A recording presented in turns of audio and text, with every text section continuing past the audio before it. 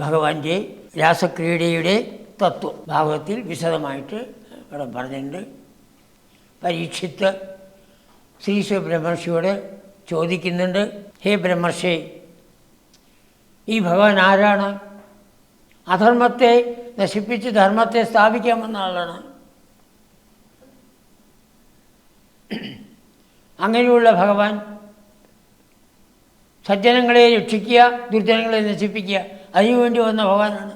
പരിത്രാണായ സാധൂനാം വിനാശായ ച ദുഷ്കൃതാം ധർമ്മസംസ്ഥാപനാർത്ഥായ സംഭവാമി യുഗേ യുഗേ എന്ന് ഗീതയിൽ അദ്ദേഹം പറഞ്ഞിരിക്കുന്നില്ലേ?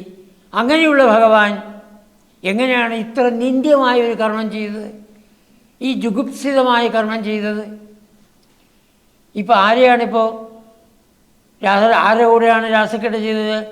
പരസ്ത്രീകളുടെ കൂടെയല്ലേ ചെയ്തത്? ഇത് നിന്ദ്യമായ കർമ്മമല്ലേ? ഇത് ശരിയാണോ എന്നുള്ളതായ ചോദ്യം. ഒരിക്കൽ ഒന്നുകൂടി പറയണു, ഒന്ന് മനസ്സിലാക്കാം.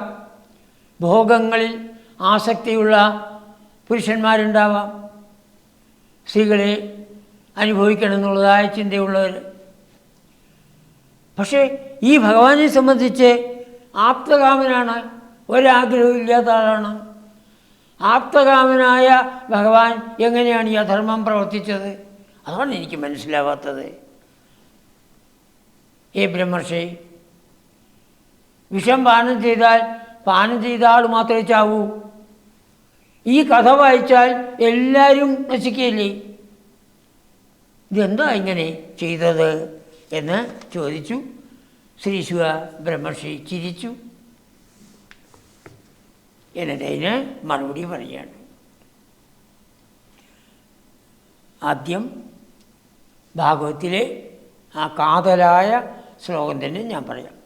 ധർമ്മ വ്യതിക്രമോ ദൃഷ്ട ഈശ്വരാണാം ച സാഹസം തേജീയസാം ന ദോഷായ മന്യേ സർവഭുജോ യഥാ.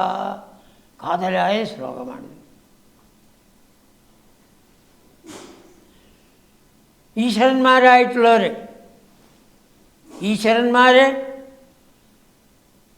ഈശ്വരത്വം നേടിയവർ അവരും ഈശ്വരന്മാരായി.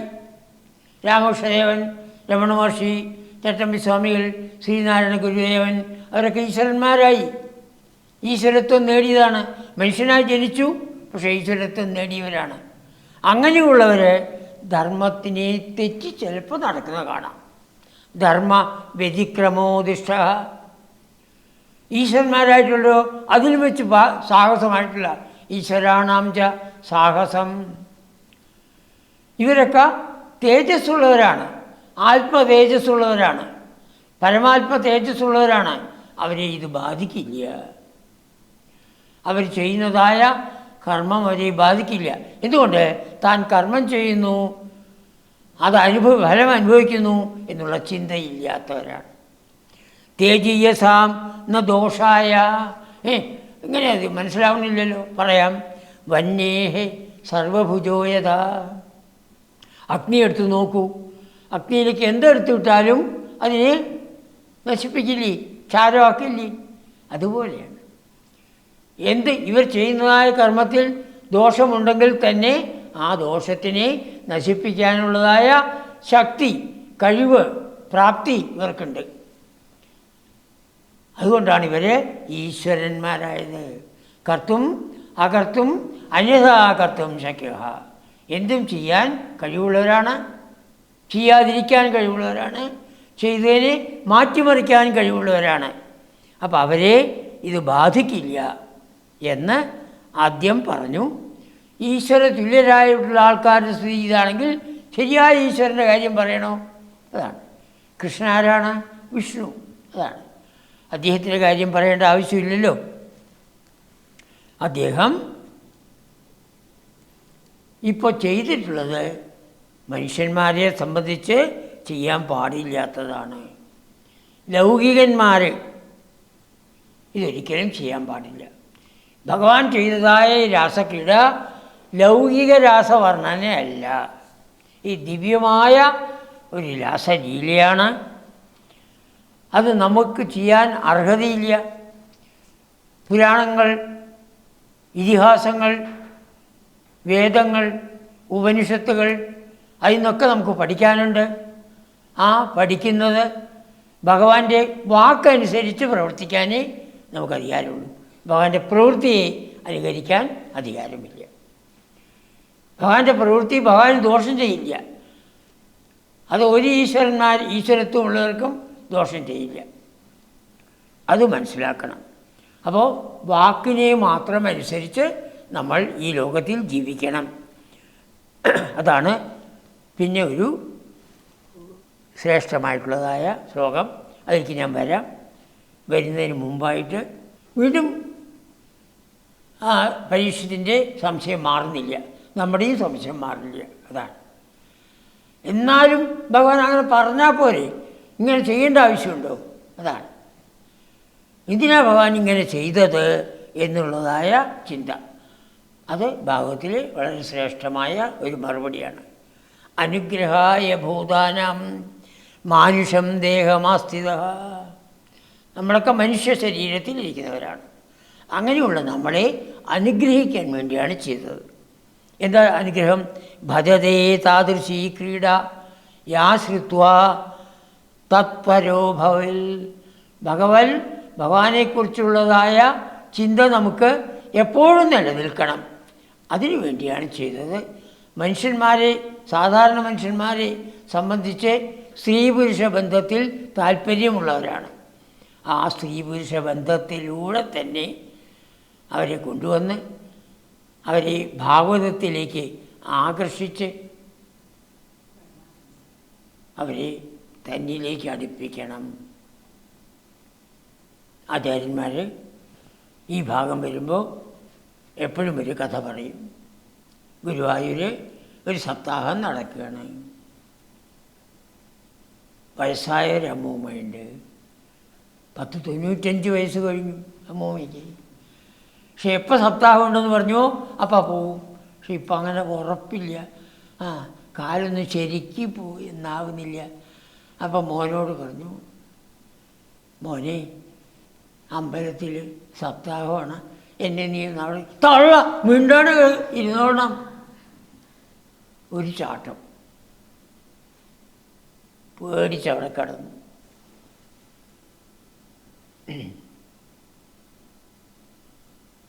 95 വയസ്സായി. പറയേണ്ടിയിരുന്നില്ല, അയാളുടെ മനസ്സിൽ തോന്നി. ഇനി എത്ര കാലം ഇരിക്കുന്ന അറിയില്ലല്ലോ. വരൂ തള്ളേ, പോവാ. അടുത്ത് പോയി വിളിച്ചു. സന്തോഷത്തിൽ വസ്ത്രമൊക്കെ മാറി മെല്ലെ മെല്ലെ പിടിച്ചു കൊണ്ടുവന്ന്, ഇയാൾ ഉള്ളിലേക്ക് കിടക്കണില്ല, ഇയാൾ പുറത്ത് നിന്നിട്ട് അത് അവിടെ പോയിരുന്നോട് ആ മൂലെ തന്നെ ഇരിക്കണം, ഞാൻ ഇവിടെ ഉണ്ടാവും എന്ന് പറഞ്ഞ് പോയിരുന്നു. അങ്ങനെ മുകളിൽ പോയിരുന്നു. അങ്ങനെ കേട്ടോണ്ട് ഇയാളവിടെ പുറത്ത് ഇരുന്നു. അപ്പോൾ മൈക്കൊക്കെ വെച്ചിട്ടുണ്ട്, ഇത് കേൾക്കുന്നുണ്ട്. അതാണ് അന്ന് രാസക്രിയയുടെ പറഞ്ഞത്. ആചാര്യൻ അന്ന് രാസക്രിയയുടെയാണ് പറഞ്ഞത്. ഇങ്ങനെയാണോ? ഇതാണ് കൃഷ്ണൻ, ഇതാണോ ഭാഗവതം? തിരക്കേടില്ലല്ലോ. മെല്ലെ അമ്മ കാണാണ്ട് അമ്പലത്തിനുള്ളിൽ കയറി അമ്മയുടെ പിൻഭാഗത്ത് പോയി ഇരുന്ന് മുഴുവൻ കേട്ടു. വൈകുന്നേരത്തെ അമ്മയെ വീട്ടിൽ കൊണ്ടുവന്നു. പിറ്റേ ദിവസം രാവിലെ അമ്മയെ പോണ്ടേ, സപ്താഹത്തിന് പോണ്ടേ, പിടിച്ചു കൊണ്ടുവന്നു. അനുഗ്രഹായ ഭൂതാനം. ആ സ്ത്രീ പുരുഷ ബന്ധത്തിലൂടെ അയാളുടെ മനസ്സിനെ ഭാഗവതത്തിലേക്ക് കൊണ്ടുവന്നു. ഭജതേ താദൃശീ ക്രീഡ. ഏതൊരു ക്രീഡയിലാണോ അവർക്ക് താല്പര്യം, യാശ്രുത്വ തൽപരോ ഭവൽ, അത് കേട്ടിട്ട് ഭഗവാനിലേക്ക് വന്ന് ചേരുന്നു. അതാണ് പേടിയുണ്ടായത്. ശൃംഗാരരസത്തിൽ താല്പര്യമുള്ളവരാണ് അധികം പേരും, എല്ലാവരും എന്ന് പറയുന്നില്ല, അധികം പേരും. അപ്പോൾ ആ ശൃംഗാരരസത്തിലുള്ളതായ ഒരു ലീല കാണിച്ച്, അതാണ് രാസക്രീഡ. അതിലൂടെ അവരെ ഭഗവത് ഭജനത്തിലേക്ക് കൊണ്ടുവരികയാണ്. അതാണ് ഭാഗവതം. നാരായണീയോ ഇത് തന്നെയാണല്ലോ, അതിലേക്ക് കൊണ്ടുവരികയാണ്. അതാണ് ചെയ്തത് എന്ന് പറഞ്ഞു. പിന്നെ ഭഗവാൻ എങ്ങനെയാണ് രമിച്ചത് എന്നുള്ളത് നമ്മൾ പറഞ്ഞു, ഞാൻ ആദ്യം സൂചിപ്പിച്ചു. എങ്കിലിതാണ് യോഗമായ അമുപാശ്രിത, തൻ്റെ ശക്തിയായ ആ യോഗമായെ ആശ്രയിച്ചിട്ടാണ് രമിച്ചത്. മായ എന്താണ്? ഇല്ലാത്തതാണ്. യാ മാ സാ മായ. യാതൊന്നാണോ ഇല്ലാത്തത് അതാണ് മായ. ഉണ്ടെന്ന് തോന്നിയതാണ്. ഇതൊന്നും നടന്നിട്ടില്ല. സ്വപ്നം കണ്ടു, അതിൽ പല അനുഭവങ്ങൾ, സുഖാനുഭവങ്ങളുണ്ടാവാം, ദുഃഖാനുഭവങ്ങളുണ്ടാവാം. ആ സമയത്തത് സത്യം. ഉണർന്നപ്പോഴോ ഒന്നുമില്ല. ഇവിടുന്ന് ഉണരൂ, ഇവിടുന്ന് ഉണരൂ. ജാഗ്രത, സ്വപ്ന, സുഷുപ്തിയാവുന്ന 3 അവസ്ഥകളൂടെ മാത്രമേ നമ്മൾ പോകുന്നുള്ളൂ. 4ാമത്തെ അവസ്ഥയിലേക്ക്, തുര്യാവസ്ഥയിലേക്ക് നമ്മൾ കടക്കുന്നില്ല. കടക്കൂ. അപ്പോൾ മനസ്സിലാവും ഇതൊന്നുമില്ല. ഉള്ളത് ബ്രഹ്മം മാത്രം, ഭഗവാൻ മാത്രം. ബാക്കിയൊക്കെ നമ്മുടെ ഭ്രമം. ആരാ ഭ്രമം ഉണ്ടാക്കണു? മായ, അവൻ്റെ ശക്തിയായ മായ. ഇപ്പം മനസ്സിലാവോ? മനസ്സിലാവില്ല, ഒരിക്കലും മനസ്സിലാവില്ല. ആരാണ് ഈ ഭാഗവതം രാസക്രിയ പറയണത്? ശ്രീ ശിവബ്രഹ്മർഷി. വസ്ത്രം പോലും ഉടുക്കാത്ത ആൾ, അത്രത്തോളം ശരീരത്തെക്കുറിച്ച് ബോധമില്ലാത്ത ആൾ, ആത്മസ്വരൂപിയായിരിക്കുന്ന ആൾ. ആരോടാ പറയുന്നത്? പരീക്ഷത്തിനോട്. നാളെ പോകാൻ പോകുന്ന ആൾ അല്ലേ? നാളെ പോകുന്ന ഉറപ്പുള്ള ആൾ.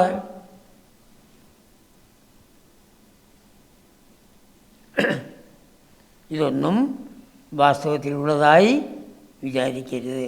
പിന്നെ എത്ര കൃഷ്ണന്മാരാണ് രമിച്ചത്? 110 കോടി കൃഷ്ണന്മാർ എവിടുന്ന് വന്നു? അതാണ് 110 കോടി കൃഷ്ണന്മാരാണ് 110 കോടി ഗോപികളോട് രമിച്ചത്. ഈശ്വരന്മാർക്ക് ആ വിധത്തിൽ ചെയ്യാൻ സാധിക്കും. അത് യാതൊരു ദോഷവുമില്ല. അവരെല്ലാം അഗ്നിയെപ്പോലെയാണ്, എന്തിട്ടാലും ദഹിപ്പിക്കുന്നതാണ്. അതുകൊണ്ട് അവരിലൊരിക്കലും നമ്മൾ കുറ്റം കാണാൻ പാടില്ല. എന്തുകൊണ്ട്? വീണ്ടും പറയണു, ആത്മന്യവരുദ്ധ സൗരത. ആ രേതസ് സ്ഖലിക്കുക എന്നുള്ളത് ഉണ്ടായിട്ടില്ല. അത് തന്നിൽ തന്നെ പിടിച്ചു നിർത്തിയിട്ടാണ്. ആത്മന്യവരുദ്ധ സൗരത. രേതസ്സിനെ തന്നിൽ പിടിച്ചു നിർത്തിയിട്ടാണ് ഭഗവാൻ അവരെല്ലാം ആനന്ദിപ്പിച്ചത്. ഗോപന്മാർക്ക്, എല്ലാ ഗോപന്മാർക്കും അവരുടെ ഭാര്യമാർ അടുത്തുണ്ടെന്ന് തോന്നി. അപ്പോൾ വന്നിരിക്കുന്നത് സൂക്ഷ്മ ശരീരികളാണ്. സൂക്ഷ്മ ശരീരങ്ങൾ വരിക എന്ന് പറഞ്ഞാൽ നമ്മൾ ചിന്തിക്കുക. നമുക്കും അപ്പോൾ ഈ രാസക്രീഡ നടത്താം. ഭഗവാനുമായി ഈ വിധത്തിൽ രാസക്രീഡ നടത്താൻ യാതൊരു തടസ്സവും ഇല്ല.